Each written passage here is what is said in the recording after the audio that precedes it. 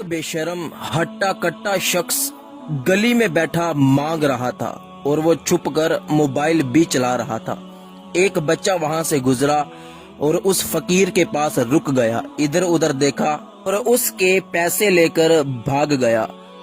فقیر موٹا ہونے کی وجہ سے اس کو پکڑ نہیں سکا اور وہیں پر بیٹھ گیا۔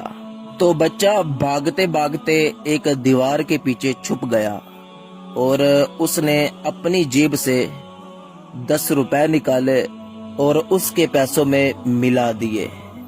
پھر اس نے کیا کیا کہ بھنی ہوئی مکئی کا ایک پیکٹ خرید کر اس مانگنے والے شخص کے پاس لے آیا۔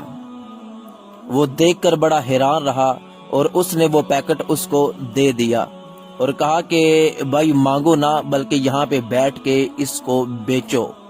تو فقیر بڑا شرمندہ ہوا اور وہاں پر بیٹھ کر وہ بھنی ہوئی مکئی بیچنے لگا۔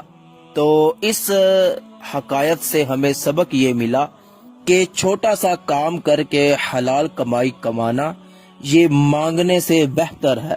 رسول اللہ صلی اللہ علیہ وآلہ وسلم نے ارشاد فرمایا کہ جو شخص لوگوں سے بھیک مانگتے مانگتے مر گیا وہ قیامت کے دن اس طرح آئے گا کہ اس کے چہرے پہ گوشت نہیں ہوگا۔